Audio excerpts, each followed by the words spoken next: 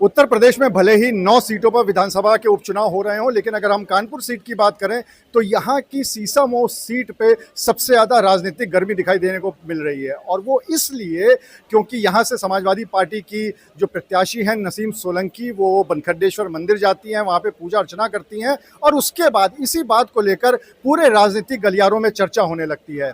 इस पर हमने नसीम सोलंकी से पहले भी बात करी थी, एक बार फिर से बात कर लेते हैं। नसीम सोलंकी हमारे साथ में है।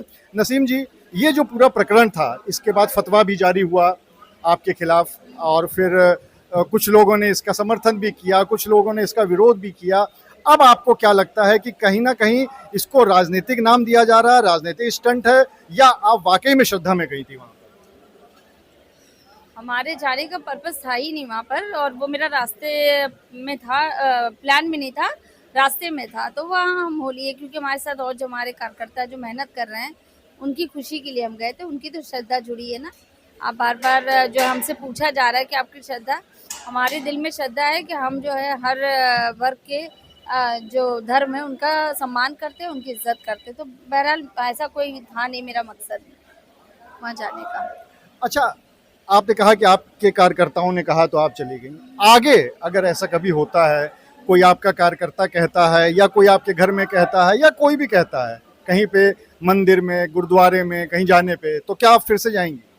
देखिए ऐसा है ना, हमारी 2 साल की जो लाइफ है वो मेरी बहुत दूसरी तरह से थी। तो वो उन 2 सालों में मैंने क्या तकलीफ से जो वक्त बीता है, हमने, मेरे बच्चों ने बहुत संघर्ष करा। हम लोगों ने 2 साल बहुत तकलीफ में रहे। उस समय कोई नहीं था हमारे लिए, ना किसी ने आवाज़ उठाई, ना किसी ने विधायक जी के लिए आवाज़ उठाई। जब उनको जेल हुई तो किसी ने ये नहीं कहा कि गलत हो रहा है। तो वो लड़ाई तो हमने अकेले लड़े ना। वो रात जो है तकलीफ़ों के दिन, सफ़र, कोर्ट का सफ़र, महाराजगंज का सफ़र, इतना वक्त हम लोग ने मुश्किल काटा है, हम बता नहीं सकते। तो वो वक्त में तो कोई मेरे साथ था ही नहीं ना। वो तो लड़ाई मैंने अकेले लड़ी है। आज मेरे पीछे इतनी राजनीति कर रहे हैं तो ठीक है, वो अपना कोई भी मकसद ढूंढ रहे हैं, चाहे जो भी हो। हम तो कहेंगे जब हम तकलीफ में थे, परेशान थे, उस समय कहाँ थे जो लोग आज बोल रहे हैं। तो बस हमें यही पूछना है कि वो वक्त पे जब हम सही थे तो आज हम गलत कैसे हो रहे हैं। आपके पति ने इस मंदिर का भी जीर्णोद्धार कराया था और अपनी विधायक निधि से कराया था। अगर आप विधायक बनती हैं और उसके बाद कभी ऐसा कोई मौका आता है मंदिर का या गुरुद्वारे का जीर्णोद्धार कराने का, तो आप क्या उसे करवाएंगे? हाँ, करवाएंगे, क्योंकि देखिए हर वर्ग का लोग वोट दे रहा है, हर वर्ग का लोग हमें पसंद कर रहा है। तो हमारे मज़हब में मूर्ति पूजा मना है और इबादत का तरीका हमारा दूसरा, आप लोग का दूसरा है। बहरहाल ये तो काम है ना, सोशल मीडिया, सोशल के लिए काम होता है, सोशल, तो उसके लिए तो हमें करना है। काम के लिए कहीं कोई मना नहीं है, कहीं से किसी लिहाज से मना नहीं है कि आप मंदिर में ना जाए या काम ना कराएं। बीजेपी का ये कहना है कि ये आप राजनीतिक स्टंट कर रही थी, चूंकि आपको दोनों वर्गों का वोट चाहिए था। मुस्लिम आप प्रत्याशी हैं तो मुस्लिम वोट आपको मिल रहा है, तो अब आपको हिंदू वोट भी चाहिए था, इसके लिए आप मंदिर में पहुंच गई। ये बीजेपी का आरोप है।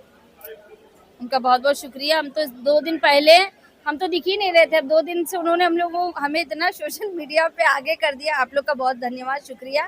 क्योंकि जो है लोग जितना मुझे नहीं जान पा रहा था और मुझे जानने लग गया, तो हो सकता है कि अब पूरी इंडिया में लोग जानने लगे। आप लोग का बहुत धन्यवाद, शुक्रिया। ये अभी डिप्टी सीएम यहाँ पर आए थे तो उन्होंने कहा कि समाजवादी पार्टी जो है वो गुंडों की पार्टी है और व्यापारी जो हैं जिनसे उगाही जो करते थे उनको संरक्षण देती है समाजवादी पार्टी। आपका क्या कहना है? देखिए उनका स्तर भी ऊपर है और उनके स्तर के जवाब देने के लिए हमारे जो है बड़े बैठे हैं यहाँ पर। उनसे आप उस लेवल की बात करें, क्योंकि अभी हम राजनीति में नए नए आए, तो हमें बहुत ज़्यादा हम इस पे जो है बहस कर नहीं पाएंगे। तो आप थी नसीम सोलंकी, जिनका साफ तौर पे ये कहना है कि जो मंदिर वाला प्रकरण था उसको बेफालतू का तूल दिया जा रहा है और ऐसी कोई भी बात नहीं थी। उनके कार्यकर्ताओं के कहने पे वो चली गई थी।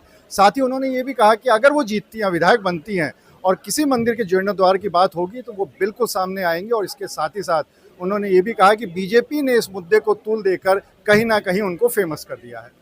अनुराग अग्रवाल, TV9, कानपुर।